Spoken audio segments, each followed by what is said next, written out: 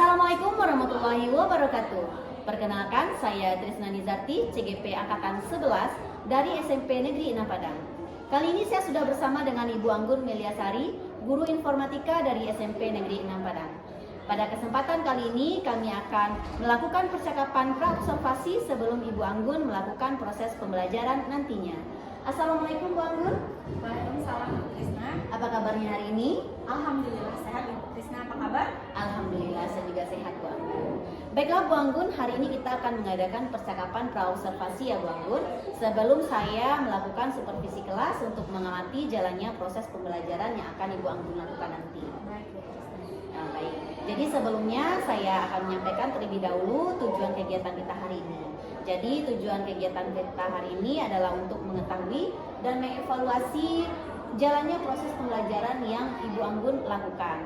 Jadi sebelumnya kita melakukan percakapan pra-observasi. Ini adalah sebagai persiapan awal sebelum Bu Anggun melakukan kegiatan pembelajaran agar lebih siap dan percaya diri sehingga nanti dapat memberikan performa yang terbaik untuk murid-murid di kelas. Begitu ya Bu Anggun? Oke, siap. Baiklah.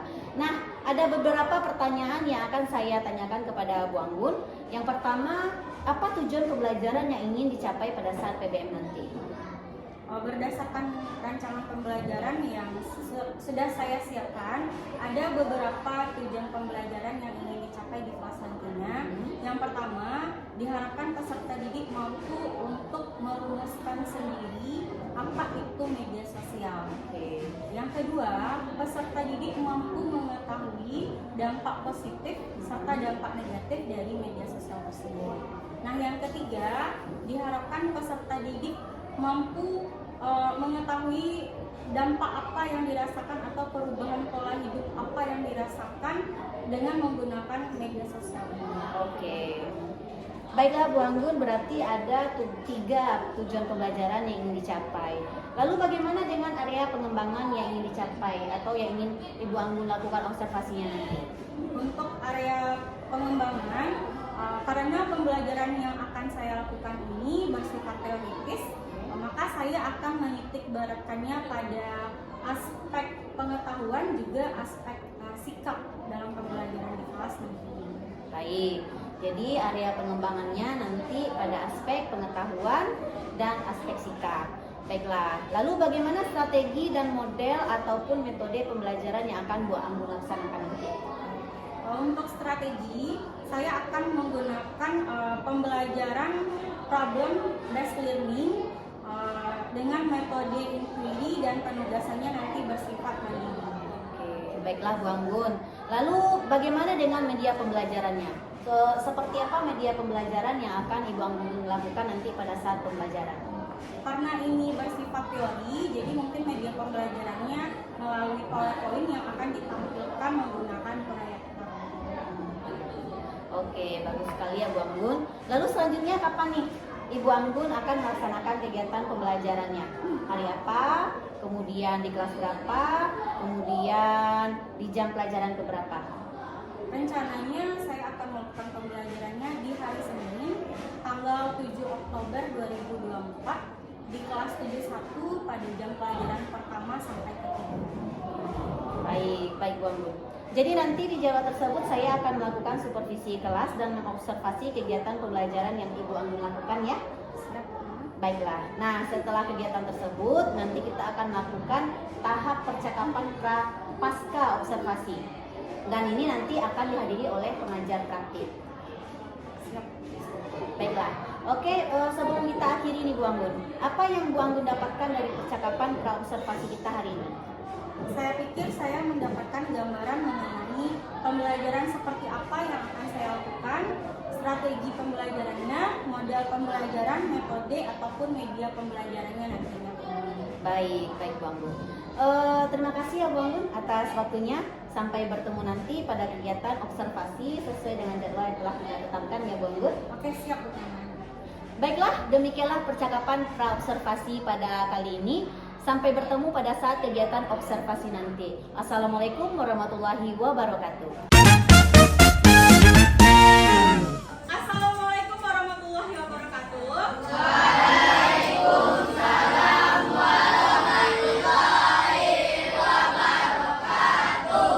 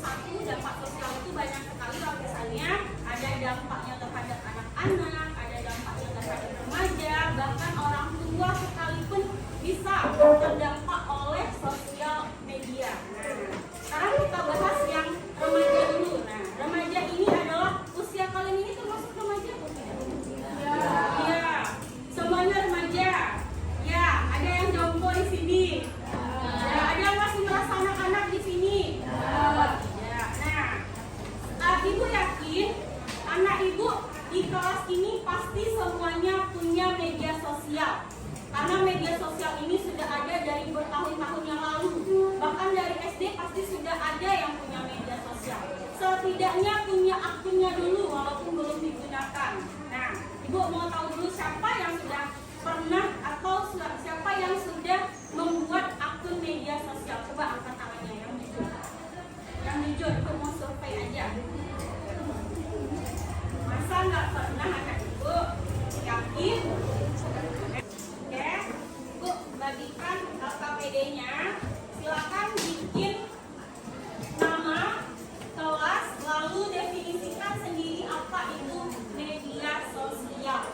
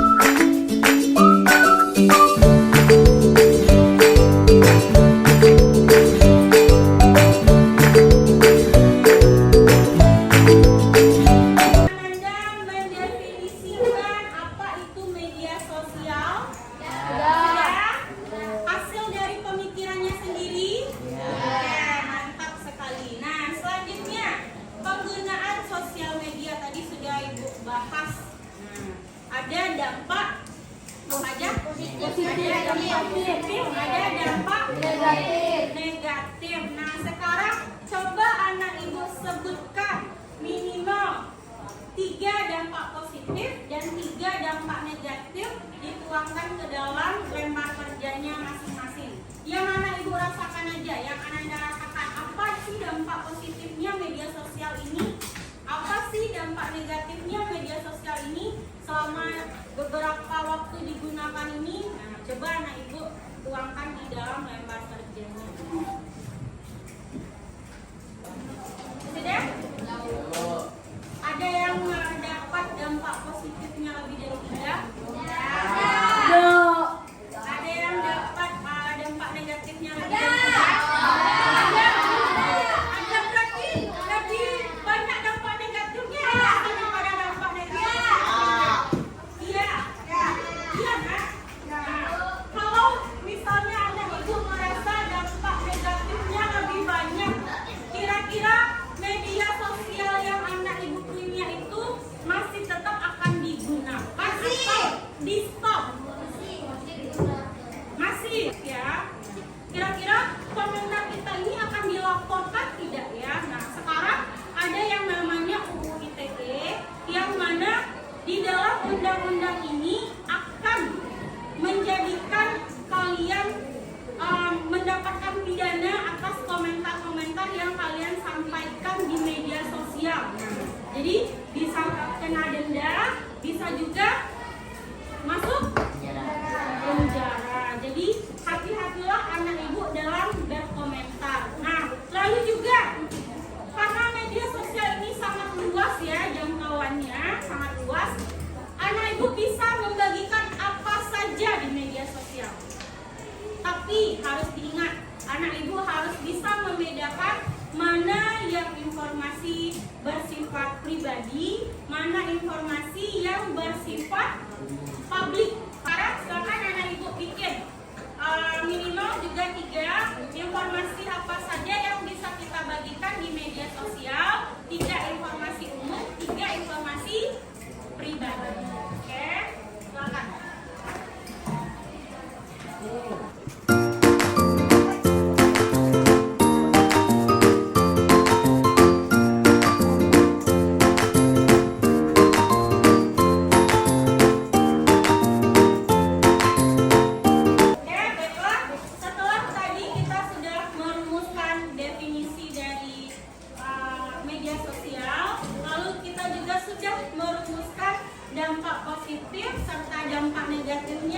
Media sosial bagi kehidupan kita. Selanjutnya kita akan membahas bagaimana pengaruh media sosial terhadap kesehatan mental remaja. Nah, kan ini sekarang banyak tuh mental health, kesehatan mental. Nah, misalnya ada yang dibully di media sosial. kuat, tegar, nggak masalah bulian itu. Dianggap sekadar komentar aja. Kadang ada yang bulian itu masuk ke hati. Terpikir-pikir oleh orang yang bersangkutan, terpikir-pikir oleh orang yang dibully itu.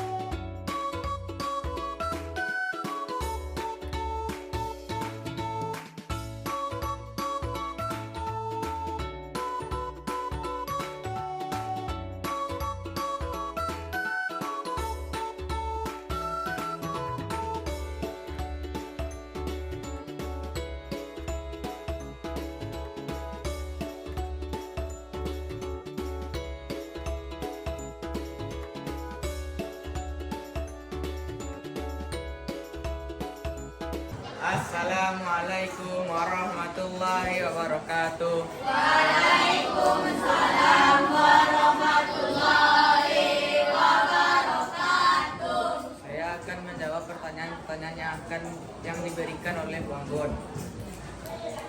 Apa itu media sosial? Media sosial adalah media yang digunakan untuk melihat atau mencari informasi dan juga bisa membuat atau memposting informasi seperti Instagram. Media komunikasi. Media komunikasi adalah media yang digunakan untuk berkomunikasi dari orang yang terdekat maupun orang yang terjauh. Dampak positif media sosial: 1. Mendapatkan informasi. 2. Mendapatkan ilmu. 3. Bisa menggunakan atau melihat hal-hal yang baik. Dampak negatif media sosial: 1. Terlalu kecanduan bermain media sosial. 2. Lupa waktu seperti makan, sholat, dan berkumpul dengan keluarga. 3. Terlihat gambar yang tidak seharusnya dilihat. Informasi umum: 1. Membagikan informasi atau berita yang tepat. 2. Membagikan informasi dengan berfoto. 3. Membagikan informasi tentang pelajaran. Informasi pribadi: 1. Memperlihatkan keberadaan tempat. 2. Memperlihatkan data-data pribadi. 3. Memperlihatkan nomor HP. Sekian jawaban saya. Assalamualaikum warahmatullahi wabarakatuh. Waalaikumsalam warahmatullahi wabarakatuh. Oke, yang terakhir Ibu mau minta kepada Dian. Oke, silakan maju ke depan Dian.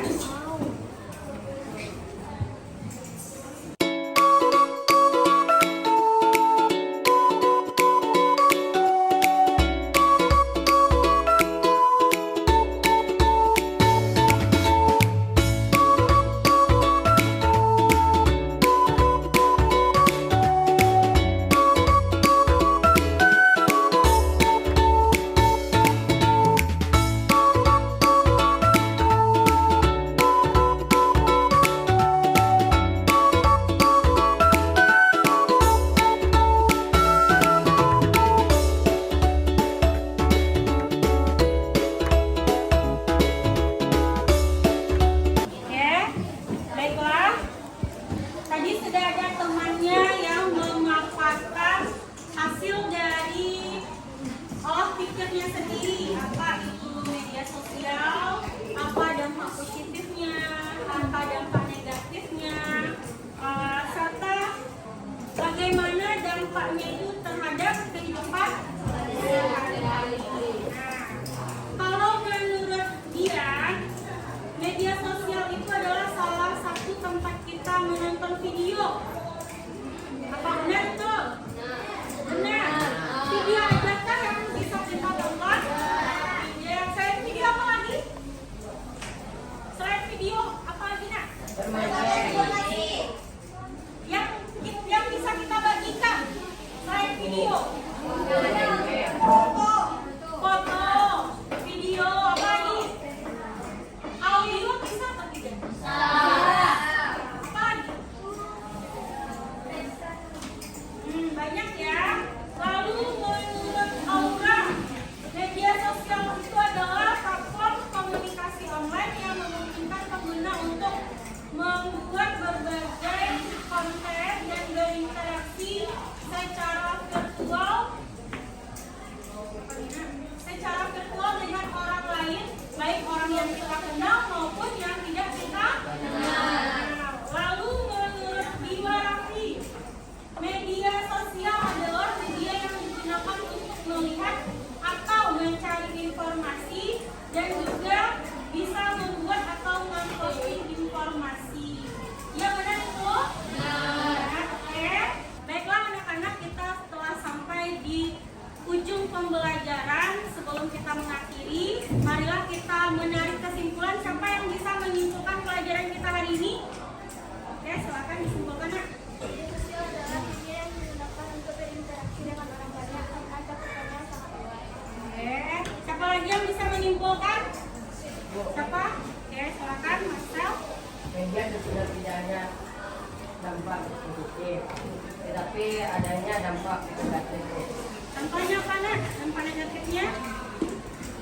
Kecanduan, Bu. Oh, bisa kecanduan ya, Nak ya. Oke, sampai di sini ada yang mau ditanyakan?